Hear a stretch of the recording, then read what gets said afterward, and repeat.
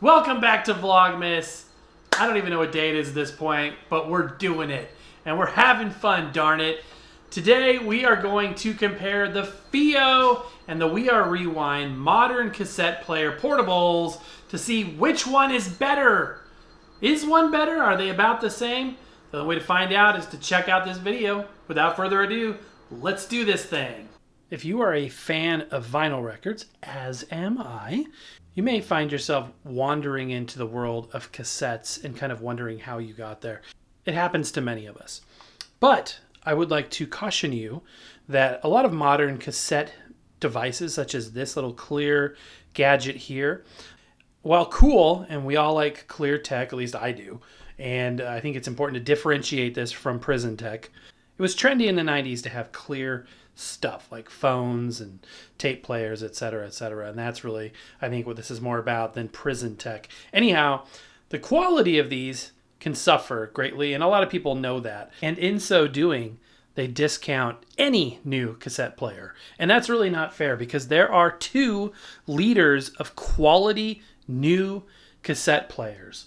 And I wanted to do a side-by-side. I thought it would be good to compare, contrast, and do a direct feed sound test so you can essentially connect directly to these devices by watching this video and make your own decision. So we have the We Are Rewind on the left, and on the right we have the Fiio.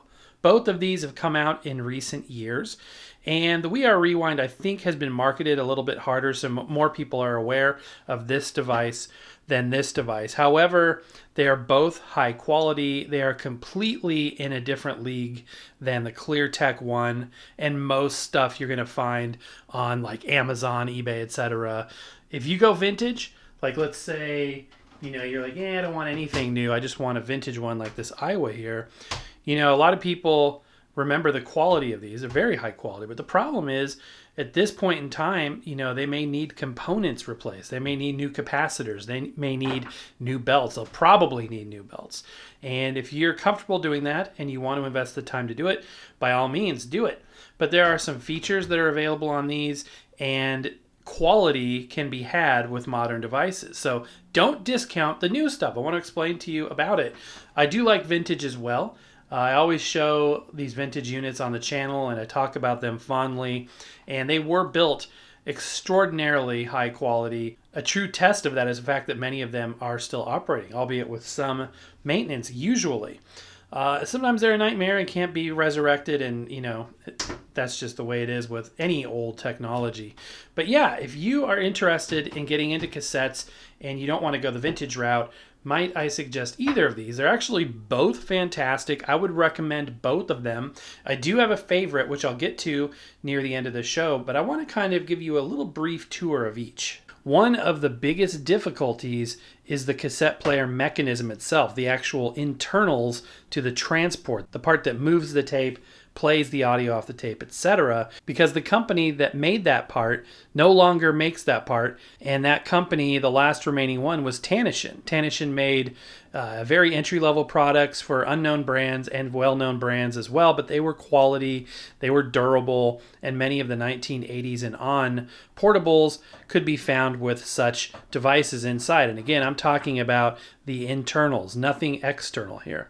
So when that company stopped making those, did it close the door on modern cassette players? No, because there was a bunch of companies ready to scoop up the business and offering very cheap mechanisms that operated in a similar way and oftentimes striking resemblance to that mechanism. Case in point, this one that uses a very plasticky, cheapo variant of it. And as such, this type of product has given, everything new a bad name, and I would argue unfairly so, because the base mechanism, if implemented properly, is actually a good quality design that's been around since the 80s. This particular one uses all plastic parts, and one of the key parts is the flywheel here. So you'll see this wheel, and that spins the belt, the motor and the belt spins that, and that in turn spins the capstan, which pulls the tape through. And the reason why it's important is because if it's a lightweight plastic like this one is, it's not going to weigh very much, and the speed is going to fluctuate, resulting in crazy wow and flutter, like a warbling sound. It's not going to sound high quality. What vintage units like this Iowa used to do is they would have a plastic flywheel oftentimes, or a metal one, but even if it was plastic, it would be bonded to a metal one to give it the weight. And a lot of cheapo new ones omit that completely because it costs a little bit more money, and they have this cheap plastic flyweight. And that's a major problem. Also, the head is another thing to be aware of. A lot of people can't fathom the idea of a portable cassette player not at least being in stereo. That's been a pretty common feature all the way back to the beginning of this type of device.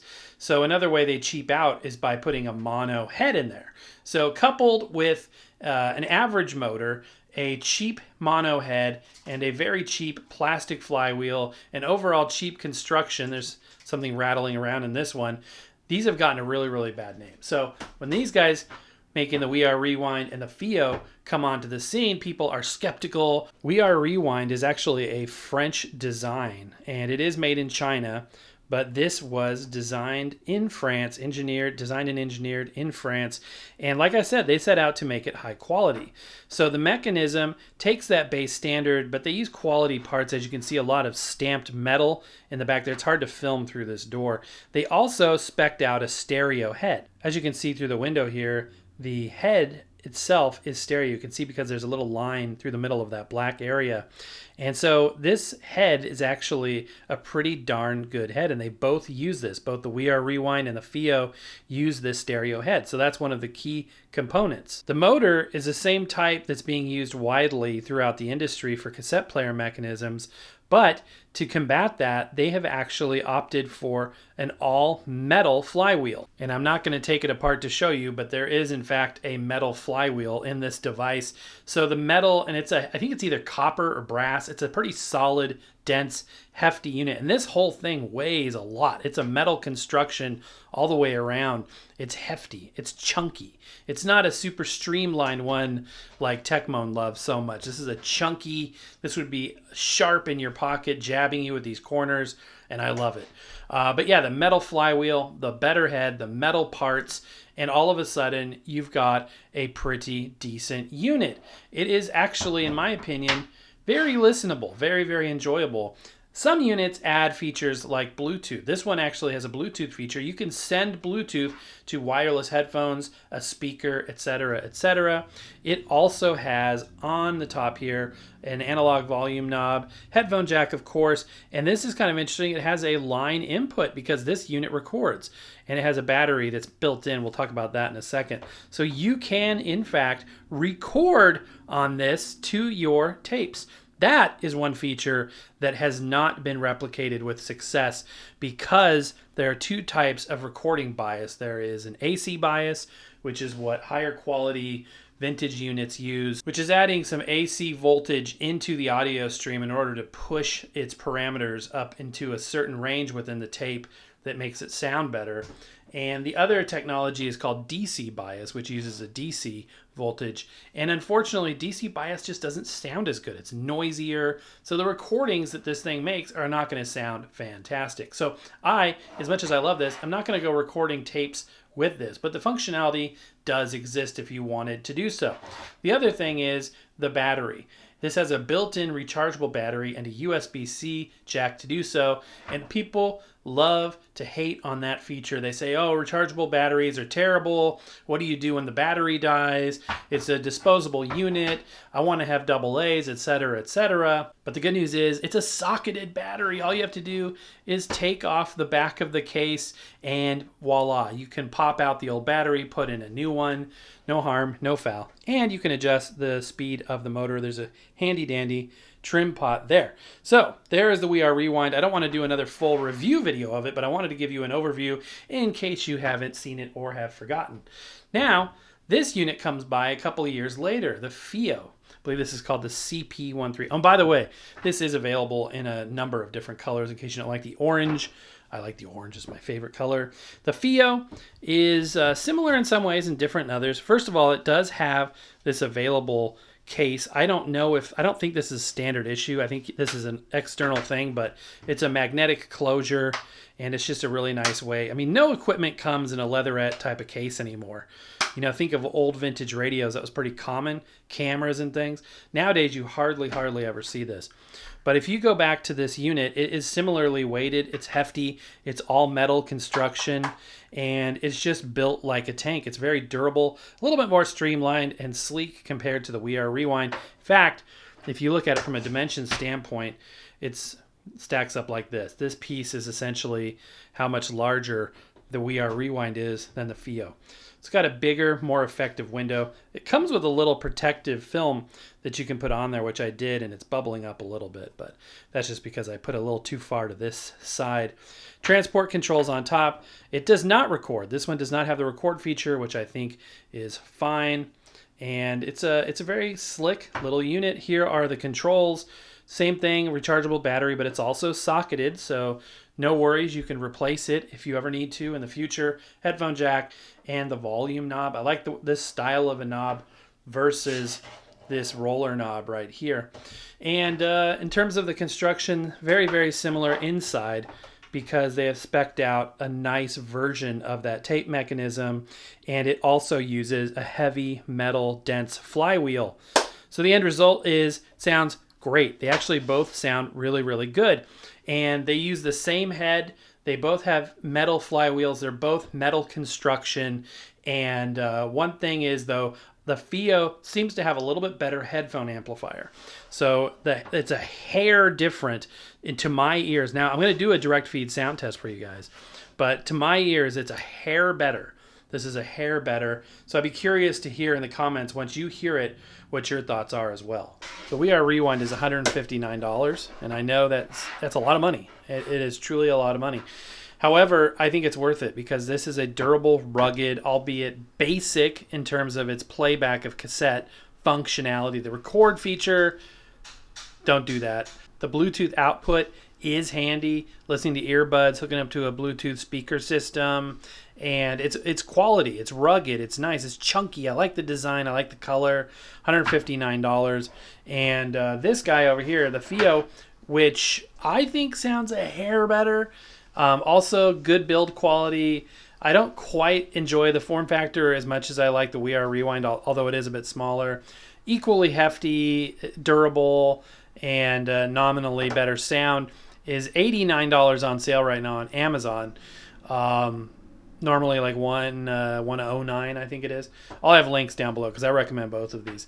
So $89 right now, $159, and this would probably be my recommendation for you, unless you're as infatuated with the color and design of that one as I am, because this is a hair better quality. You don't have the record, but you don't need it because you shouldn't use it unless you just really like a noisy tape sound in terms of the recording. It also does not have the Bluetooth, which for me personally is kind of cool, and I've used it before, but not a requirement. So if you can do without the Bluetooth and the recording, then this is the way to go. Plus, you'll save, $60-$70 depending on what the price is. So, yeah, these are both cool. Setting those aside, though, for a moment, I want to talk about some cassettes.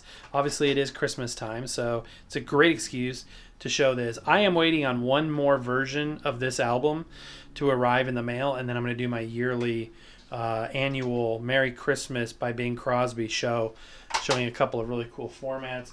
I also picked up some other tapes this year, and all of them great. This one's nice, YouTube friendly tape. Probably use this for the direct feed. And more Christmas music here. I love the Christmas in the Mood series. Also, books on tape. I'm a huge Hardy Boys fan, so when I came across this, I thought it was really cool. My dad used to always listen to books on tape, so we used to always have these around the house. I've got others as well. I've got a whole heck of a lot of cassettes. This is something I try to listen to every year. The Patrick Stewart Christmas Carol on cassette.